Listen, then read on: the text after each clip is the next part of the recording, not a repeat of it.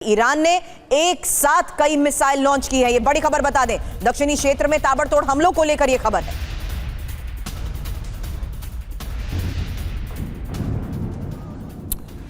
और US jet गिराने का ईरानी मीडिया ने दावा किया है। बुशहर में दुश्मन का विमान नष्ट किया, यह दावा किया गया। एयरफोर्स ने दुश्मन का विमान गिराया। ईरानी मीडिया के हवाले से यह दावा किया गया। सेंटकॉम ने ईरानी मीडिया के इस दावे को खारिज किया है। बुशहर के पास यूएस जेट गिराने का दावा गलत, यह सेंटकॉम की तरफ से कहा गया है।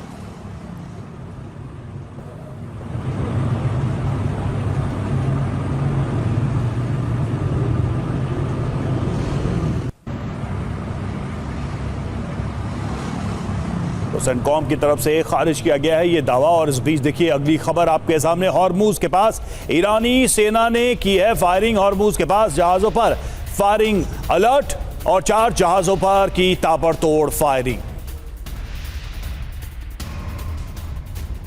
तो 4 जहाजों पर यह फायरिंग की गई है। फायरिंग को देखते हुए अलर्ट जारी किया गया है। हॉर्मुज के पास जहाजों पर यह अलर्ट फायरिंग की गई है।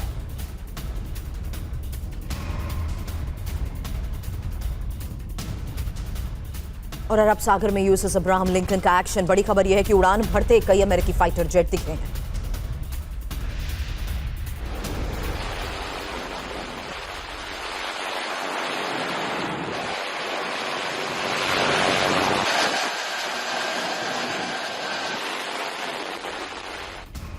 और इधर ट्रंप ने बताई ईरान की रेड लाइन। जी हां, अमेरिका के खिलाफ समझौता होगी रेड लाइन, ये ट्रंप ने कहा। यूएस के खिलाफ समझौता ईरान पर भारी पड़ेगा। हालात पर नजर, जरूरत पड़ने पर एक्शन, ये ट्रंप ने दोहराया है।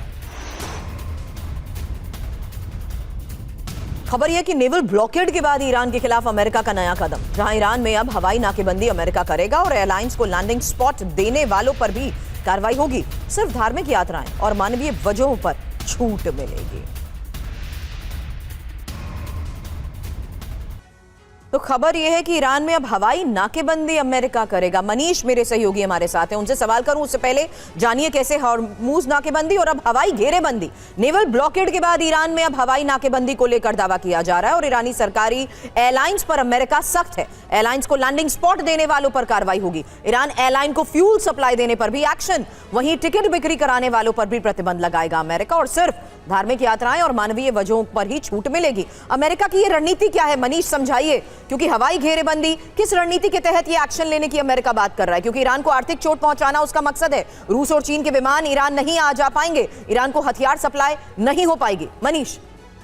बिल्कुल, देखिए ईरान को पूरी तरह से कट करने की ये प्लानिंग है। और सबसे बड़ी बात है कि टीवी 9 पर हमने दर्शकों को 2-3 हफ्ते पहले ही ये जानकारी दी थी कि नेवल ब्लॉकेड के बाद अब एयर ब्लॉकेड या ईरान के पूरे एयर स्पेस को नो फ्लाई जोन घोषित करने की तैयारी में इस वक्त अमेरिका आगे बढ़ रहा है। और वही अब ट्रंप एडमिनिस्ट्रेशन के तरफ से ये ऐलान किया जा रहा है।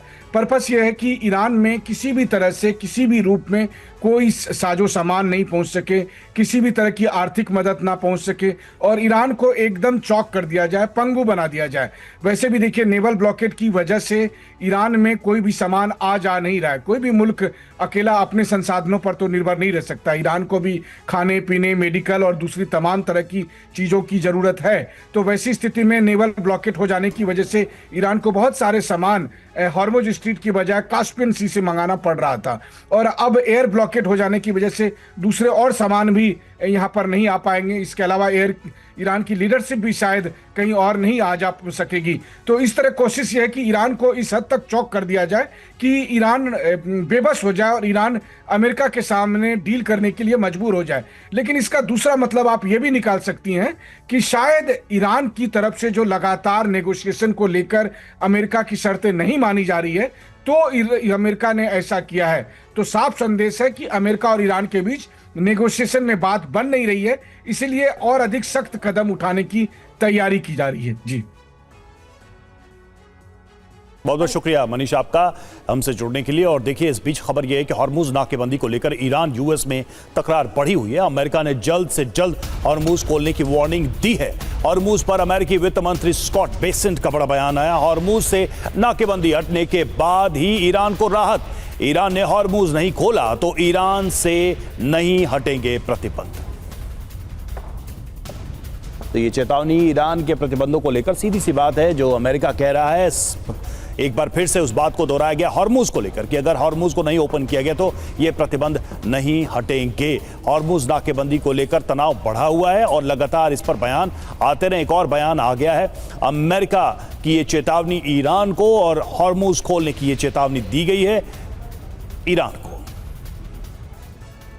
तो स्ट्रेट ऑफ हॉर्मुज पर डील नहीं तो फिर बारूदी वर्षा। हॉर्मुज नाकेबंदी को लेकर ईरान यूएस में तकरार बढ़ चुकी है, जहां अमेरिका ने जल्द से जल्द हॉर्मुज खोलने की वार्निंग दी है और हॉर्मुज से नाकेबंदी हटने के बाद ही ईरान को राहत। हालांकि ईरान ने हॉर्मुज नहीं खोला तो ईरान से नहीं हटेंगे प्रतिबंध, और अमेरिका की 3 शर्तें भी हैं, जहां पहली शर्त है जहाजों के लिए हॉर्मुज ईरान खोल दे, दूसरी शर्त है अमेरिका को यूरेनियम ईरान सौंप दे, जबकि तीसरी शर्त है कि ईरान परमाणु कार्यक्रम को बंद करे।